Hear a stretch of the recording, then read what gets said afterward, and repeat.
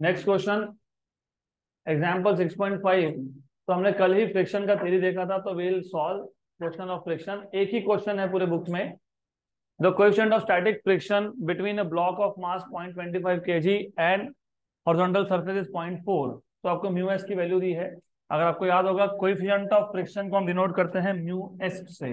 तो आपको दिया हुआ है म्यू एस का वैल्यू, दैट इज 0.4।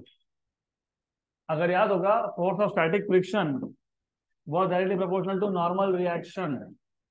तो force of static friction equal to mu S into normal reaction. तो ये म्यू एस का वैल्यू दिया हुआ है 0.4।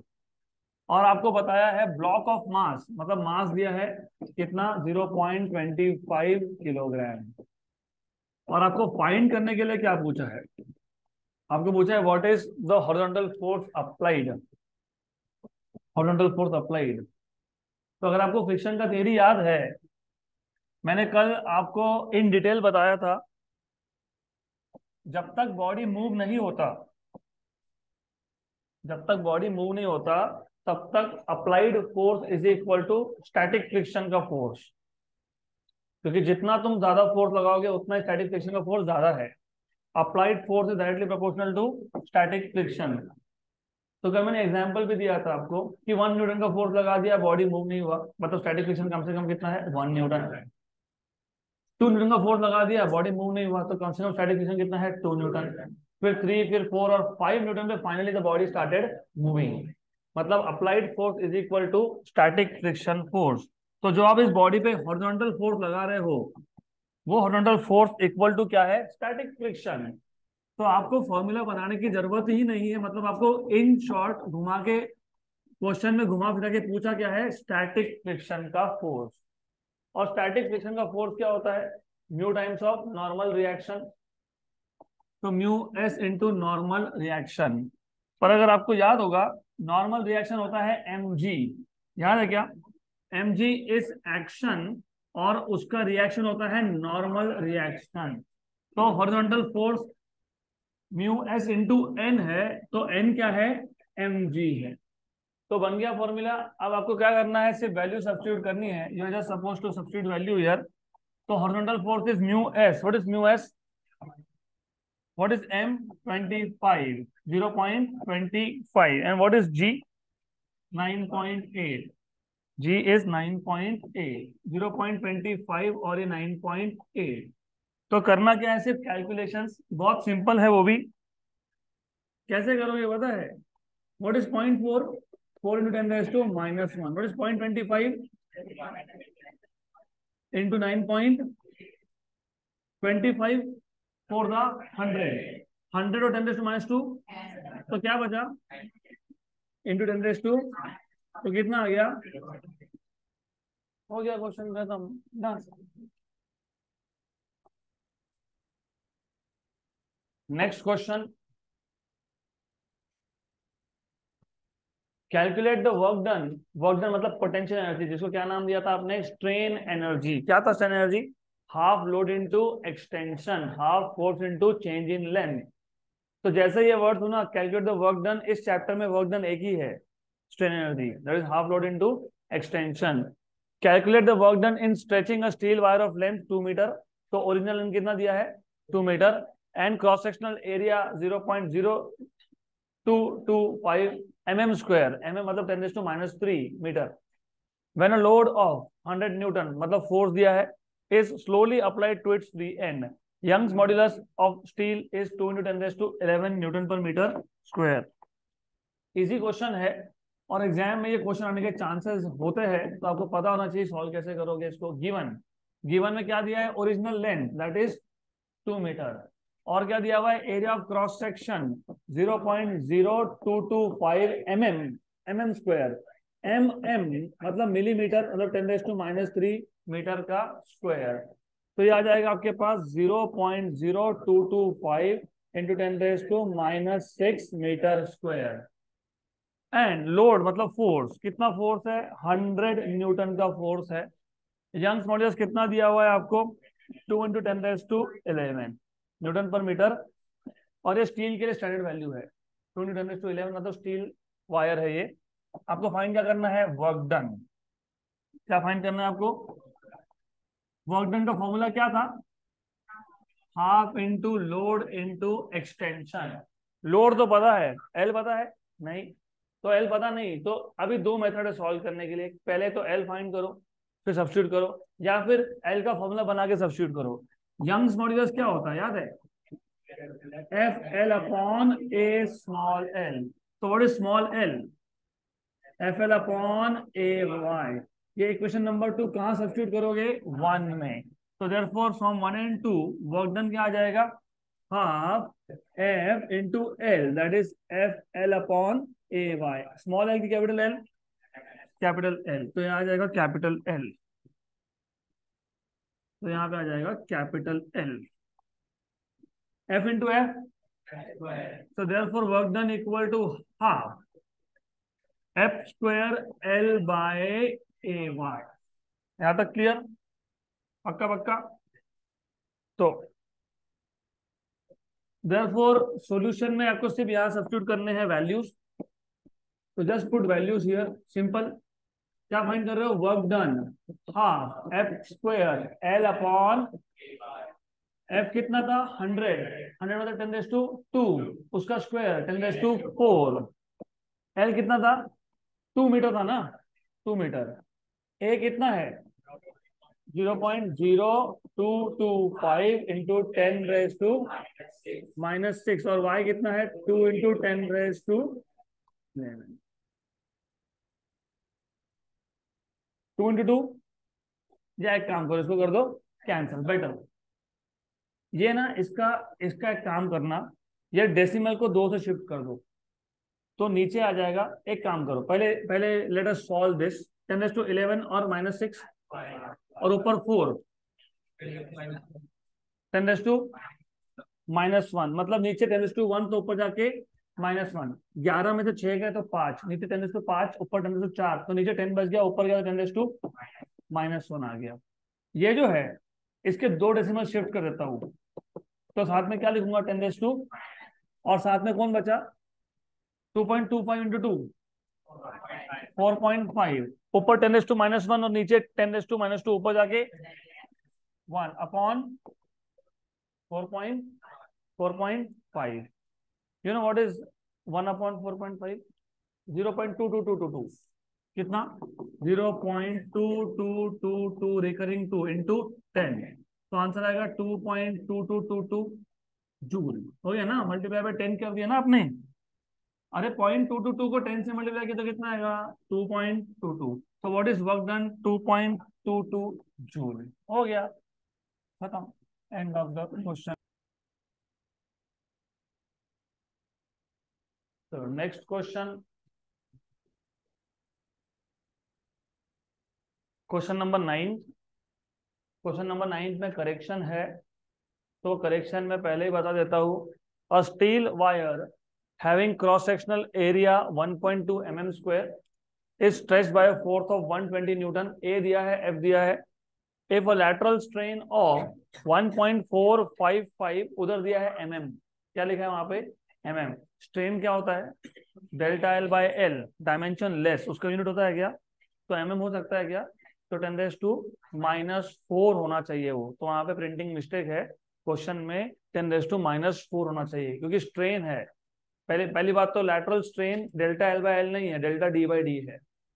change in diameter upon original diameter, but in any case strain is strain is dimension less, तो mm नहीं हो सकता, वो 10⁻⁻⁴ होना चाहिए।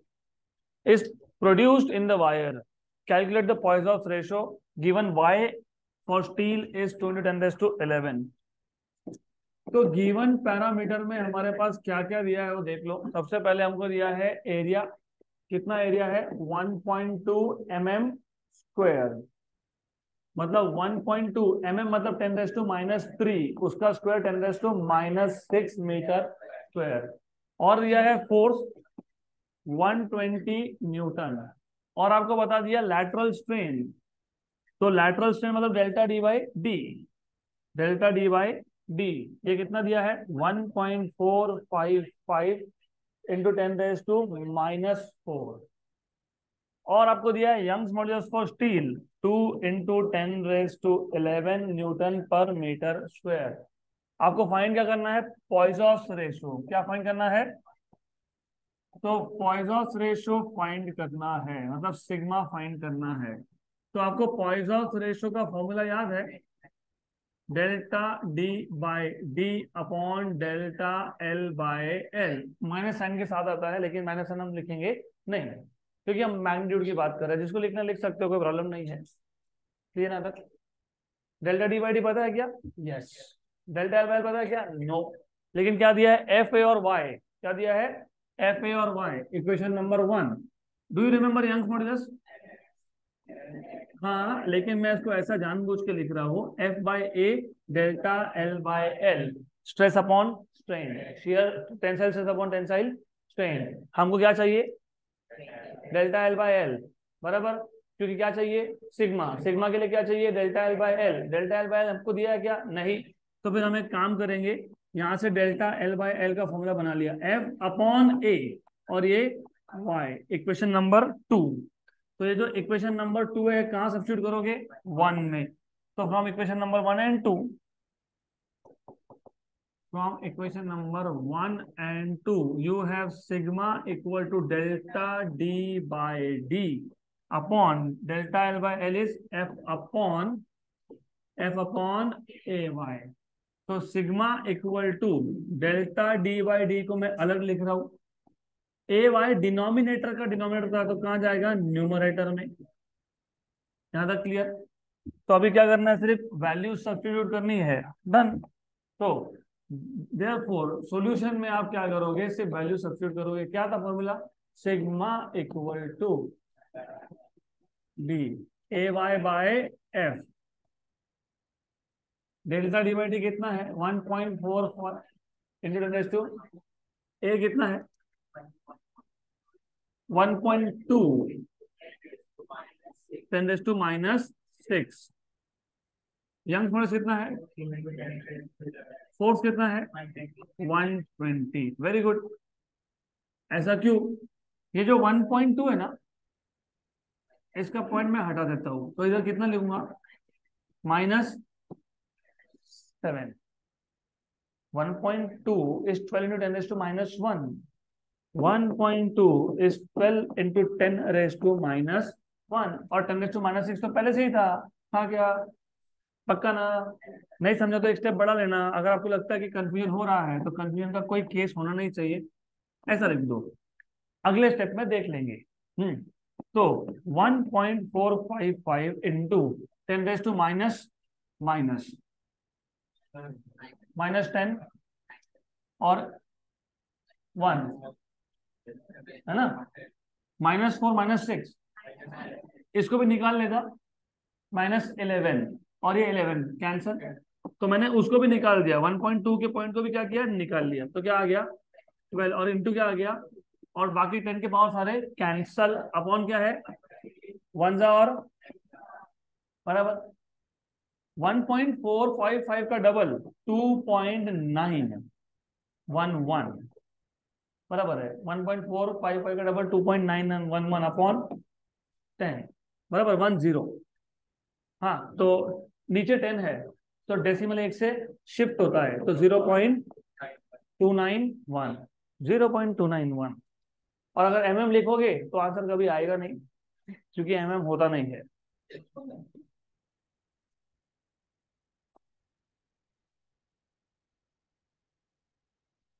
Next question.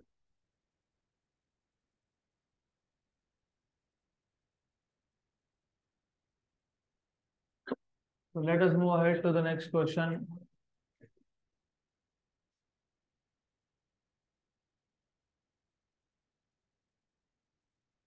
अच्छा क्वेश्चन है, सिंपल है। A telephone wire 125 metre long and 1 mm।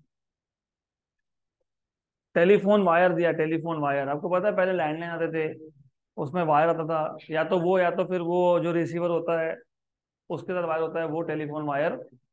तो रिसीवर के साथ और वो टेलीफोन के डब्बे के साथ एक वायर था कनेक्टेड। तो telephone wire is 125 metre long and 1 mm in radius, तो रेडियस है 1 mm, is stretch to a length 125.25 metre. Initial length कितना है 125, फाइनल लेंथ कितना है 125.25, तो चेंज इन लेंथ कितना है 0.25। When a force of 800 newton applied, तो फोर्स कितना अप्लाई कर दिया 800 newton. What is the value of Young's modulus for the material of wire, तो आपको पूछा है what is the value of Young's modulus.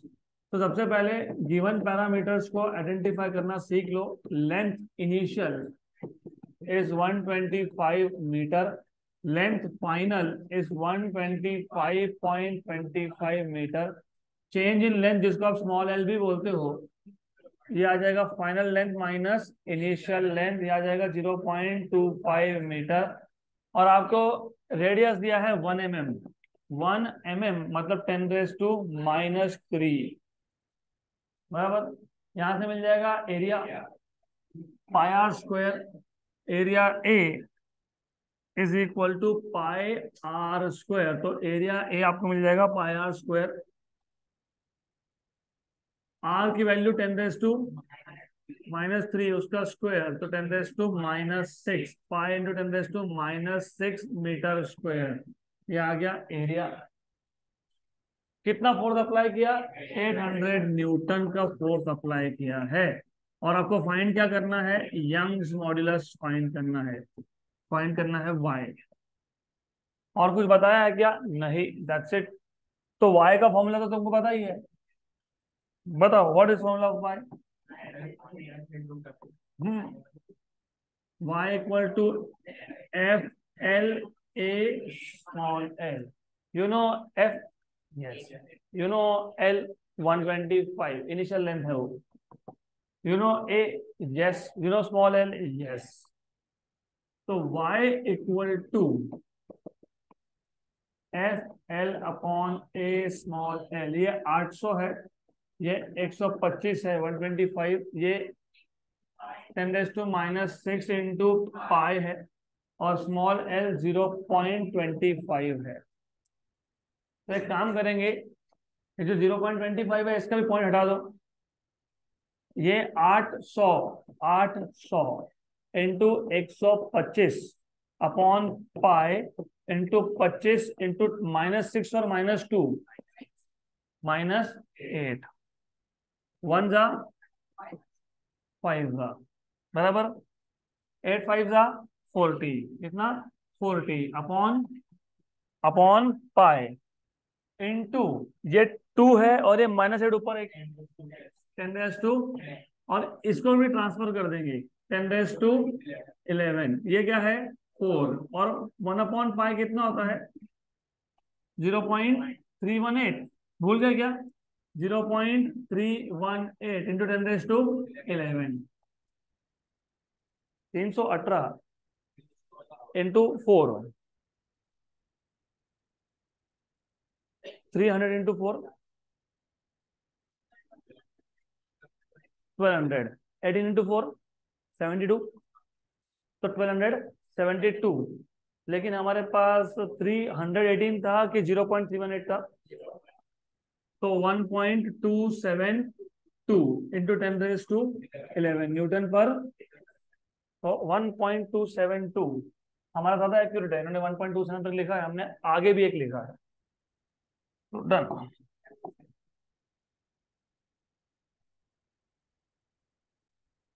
Next question,